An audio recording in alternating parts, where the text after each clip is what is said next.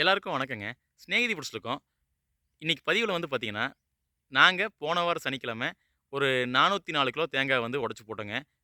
அது வந்து கொப்பரை ஆயிருச்சு. இப்ப போயி நம்ம அது எவ்வளோ வெயிட் வருதுன்னு பார்த்துடலாங்க. பனிக்காலம் நமக்கு வந்து பார்த்தீங்கன்னா, ட்ரையா இருக்கிறனால ரொம்ப பயனுள்ளதா இருக்குதுங்க. ஏன்னா வெளிய போட்டோம்னா, குளிர் காத்தோட சேர்ந்து வெயில் அடிச்சா வந்து பார்த்தீங்கன்னா, சீக்கிரமா காயாது. இந்த 7 நாள்ல வந்து பார்த்தீங்கன்னா, ஒரு 2 நாள் மோடங்க. 2 நாள் வந்து பார்த்தீங்கன்னா, மோடமா இருந்துச்சு புயல்னால. அதனால வந்து பார்த்தீங்கன்னா, ட்ரையா இருக்கிறனால நல்லா காய்ஞ்சிருச்சு. ஏன்னா ஏன்னா உடைச்சு போட்ட மறுநாளே வந்து பார்த்தீங்கன்னா, மோடம் போட்டா கண்டிப்பா வந்து பார்த்தீங்கன்னா, ஃபங்கஸ் வந்து வீணா போகுங்க. போன வாட்டி அதே மாரி தான் ஆச்சு. இந்த வாட்டி அந்த மாரி ஆகலைங்க. ஒரு 3 நாள் நல்லா வெயில் கிடைச்சனால, தேங்காய் கொப்பரை நல்லா தரமா வந்திருக்குங்க. வாங்க போயி பார்க்கலாங்க. தேங்காய் கொப்பரை நல்லா காய்ஞ்சிருச்சுங்க. உங்களுக்கு பார்த்தா தெரியும்னு நெனைக்கிறேன். நல்லா தரமா கொப்பரை வந்து சூப்பரா வந்திருக்கு. பூஞ்சானம் புடிக்காம நல்லா தரமான கொப்பரையா இருக்கு. போன வீடியோல நீங்க பழைய வீடியோல பார்த்தீங்கன்னா தெரியும். எவ்வளோ பூஞ்சானம் இருந்துச்சு. இந்த வாட்டி எவ்வளோ தரமா இருக்குன்னு சொல்லி கொப்பரைய. அதே மாரி இதில வந்து பார்த்தீங்கன்னா 2ஆம் தர கொப்பரையெல்லாம் பிரிச்சுட்டோம். 2ஆம் தர கொப்பரை எப்படி இருக்குன்னு பாருங்க. பாருங்க 2ஆம் தர கொப்பரையெல்லாம் பிரிச்சுட்டோம். இதில வந்து 2ஆம் தர கொப்பரையெல்லாம் நீங்க பார்க்குறீங்க. இது வந்து உள்ளுக்குள்ளேயே தேங்காய்க்குள்ளேயே டேமேஜ் இருக்கனால தான் வந்து இது வந்து 2ஆம் தர கொப்பரையா இருக்கு. இந்த கொப்பரையெல்லாம் வந்து பார்த்தீங்கன்னா, நம்ம வந்து முதல் தர தேங்காய் எண்ணெய்க்கு வந்து பயன்படுத்த மாட்டோங்க. 2ஆம் தர கொப்பரை இந்த வாட்டி கம்மியா தான் வந்திருக்கு. போன வாட்டி முதல் தர கொப்பரையே இவ்வளோ தான் வந்துச்சுங்க. ஏன்னா, எப்பவுமே வந்து பார்த்தீங்கன்னா, 2ஆம் தர கொப்பரை வந்து அ ஒரு 5 கிலோ அந்த மாரி தான் வருங்க. ஒரு 400 கிலோ உடைச்சு போட்டோம்னா, குறைவா தான் வரும். இந்த வாட்டியும் குறைவா தான் வந்திருக்குங்க. இப்ப வந்து பார்த்தீங்கன்னா, முதல் தர கொப்பரை வந்து நம்ம எவ்வளோ இருக்குன்னு வெயிட் போட்டு பார்த்துடலாங்க. எல்லாம் செக் பண்ணியாச்சுங்க. 2ஆம் தரை 2ஆம் தரம், முதல் தரம் கொப்பரை எல்லாம் வந்து பிரிச்சாச்சு. உங்களுக்கே தெரியும் 2ஆம் தர கொப்பரை கம்மியா தான் இருக்கு. இந்த வாட்டி முதல் தர கொப்பரை வந்து நெறைய இருக்குங்க. உங்களுக்கு பார்த்தாலே தெரியும்னு நெனைக்கிறேன் வீடியோல எவ்வளோ தரமா இருக்குன்னு கொப்பரை. நல்லா காய்ஞ்சிருச்சுங்க. இன்னைக்கு ஆட்டுற கண்டிஷனுக்கு இருக்கு. நெறைய பேர் வந்து கேட்குறீங்க, எத்தன நாள்ல வந்து கொப்பரை காயுன்ட்டு. சோலார் ட்ரையருக்குள்ள இருந்தா, நீங்க வந்து பார்த்தீங்கன்னா, மார்க்கெட்டுக்கு கொண்டு போறதா இருந்தா 5 நாள்ல வந்து கொப்பரை காய்ஞ்சிருங்க. நாங்க ஆட்டுற கண்டிஷனுக்காக வந்து பார்த்தீங்கன்னா, இப்போ 7 நாள் ஆச்சுங்க. போன வாரம் சனிக்கிழமை உடைச்சு போட்டது. சனிக்கிழமை மத்தியானம் உடைச்சு போட்டது. இப்போ வந்து பார்த்தீங்கன்னா, இப்போ ஆட்டுறக்காக எடுக்கிறேங்க. இப்போ எண்ணெய் உற்பத்திக்காக, தேங்காய் எண்ணெய் உற்பத்திக்காக இப்போ எல்லாம் எடுத்துருக்கோம். கொப்பரை எப்படி இருக்குன்னு பாருங்க. எவ்வளோ தெளிவா இருக்குன்னு பாருங்க. குக்கிங் கோகனட் ஆயில்லாம் எதுவுமே இல்லைங்க. தரமான தேங்காய் கொப்பரையில எண்ணெய் உற்பத்தி பண்ணா, நீங்க வந்து கேள்வியே கேட்க வேண்டியது இல்லைங்க. ஏன்னா, நெறைய பேத்துக்கு மக்களுக்கு இந்த விளம்பரத்தினால, இந்த கார்ப்பரேட் விளம்பரத்தினால மக்களுக்கு பயம் வந்துருச்சுங்க. ஏன்னா, நெறைய பேர் என்கிட்ட இந்த சந்தேகம் கேட்குறாங்க. எண்ணெய் சாப்பிடலாமான்னு கேட்குறாங்க.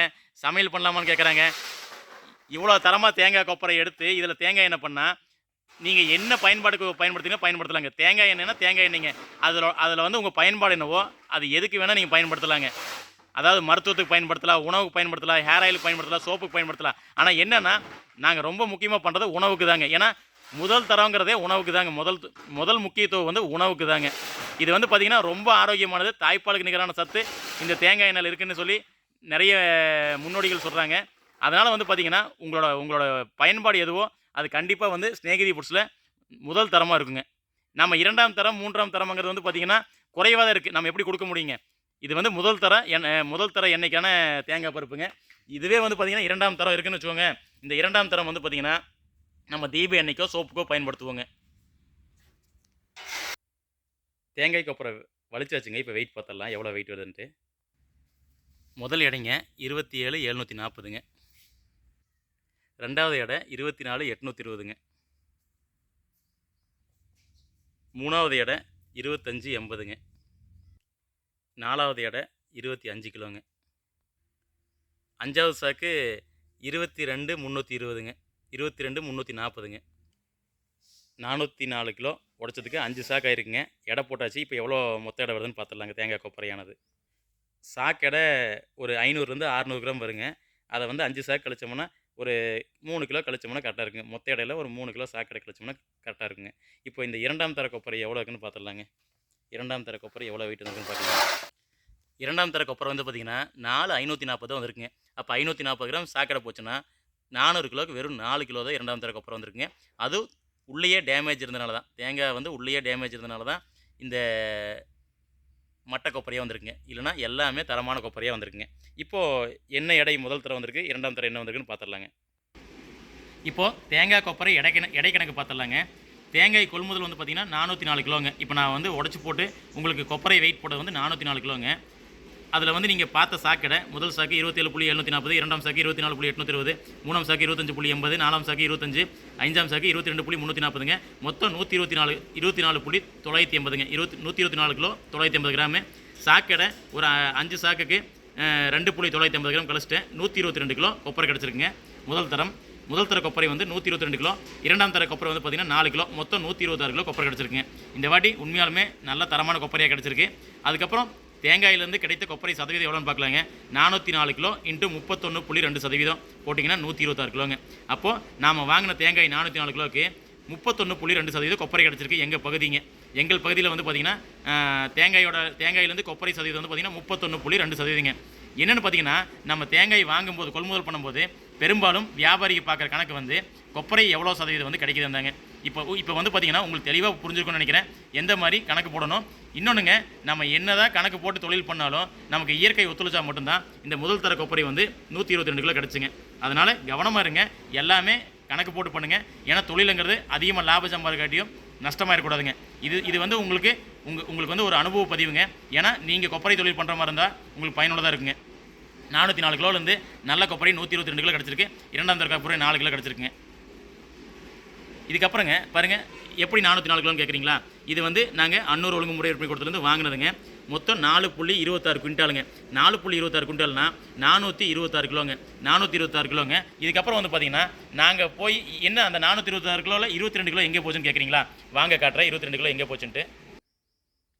தேங்காய் ஏலத்தில் ஒரு லாட்டு தான் விழுந்திருக்குன்னு சொல்லி அந்த 404 கிலோ மட்டும் முதல்ல எடுத்துகிட்டு வந்துட்டேங்க. அதுக்கப்புறம் ஒழுங்குமுறை கூடத்துலேருந்து கூப்பிட்டாங்க. உங்களுக்கு இன்னொரு லாட் இருக்குங்க, நீங்கள் மறந்துட்டு போயிட்டீங்கன்னு சொல்லி சொன்னாங்க. அதனால் லேட்டாக போய் இந்த 22 கிலோ எடுத்துகிட்டு வந்தேன். அந்த 22 கிலோ காஞ்சிட்டு இருக்குது பாருங்கள். அந்த 22 கிலோ காஞ்சிட்டு இருக்குது, இன்னும் தோண்டவே இல்லைங்க. இது வந்து திங்கக்கிழமை எடுத்துகிட்டு வந்து உடச்சி போட்டதுங்க. இது வந்து லேட்டாக தான் எடுத்துகிட்டு வந்தோம். இது வந்து லேட்டாக எடுத்துகிட்டு வந்து உடச்சி போட்டனால இது வந்து இப்போ தாங்க ஒரு 2 நாள் தான் ஆச்சுங்க இது உடச்சி போட்டு.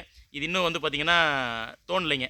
அதனால் 404 கிலோ வெயிட் போட்டாச்சு. இந்த 22 கிலோ தனியாக இங்கே இருக்குங்க. இதுவும் வந்து பார்த்திங்கன்னா நல்ல தரமானதாக இருக்குங்க. காய்ச்சல் சரியாக இருக்கான்னு சொல்லி ஆட்டியும் பார்த்தாச்சுங்க. காய்ச்சல் கரெக்டாக இருந்துச்சு. மறுபடியும் காய வைக்க வேண்டியதில்லை. நல்ல பதங்க. அதாவது தேங்காய் கொப்பரை ஆட்டும் போது அதோட காய்ச்சல் வந்து ரொம்ப முக்கியங்க. காய்ச்சல் கம்மியாக இருந்தால் தேங்காய் பறிப்பு மாதிரி ஆகும், காய்ச்சல் அதிகமாக இருந்தால் பவுட்ரு மாதிரி ஆகுங்க. அது கரெக்டான பாத்திரம் இருந்தால் மட்டும்தான் தண்ணி ஊற்றாமல் எண்ணெய் உற்பத்தி பண்ண முடியுங்க.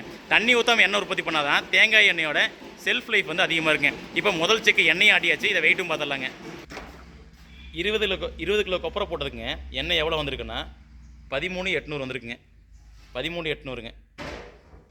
இந்த எண்ணெயை ஊற்றிட்டு பாத்திரம் எவ்வளோ இடம் போட்டோன்னா 20 கிலோக்கு எவ்வளோ எண்ணெய் வந்திருக்குன்னு தெரிஞ்சிருங்க. இனி நேச்சுரல் ஃபில்ட்ரிங்கில் ஒரு 5லேருந்து 7 நாளில் தேங்காய் எண்ணெய் தெரிஞ்சிருங்க. பாத்திர எடை 1,640ங்க. அப்போ 13,800ல் 1,640 போச்சுன்னா ஒரு 12 கிலோ 160 கிராம் வந்திருக்குங்க. 12 கிலோ 160 கிராம் வந்திருக்குதுங்க எண்ணெய் எடைங்க. அப்போது 60% எண்ணெய் கிடச்சிருக்குதுங்க. அடுத்த செக்குக்கு கொப்பரை ரெடியாக இருக்குங்க. எவ்வளோ தரமாக இருக்குன்னு பார்த்தீங்களா. இந்த மாதிரி தரமான கொப்பரையில் எண்ணெய் உற்பத்தி பண்ணால் தரமான ஆரோக்கியமான தேங்காய் எண்ணெய் கிடைக்குங்க. ஆரோக்கியமான உணவு பொருள் சாப்பிடுங்க. ஆரோக்கியமாக இருங்க. நன்றிங்க.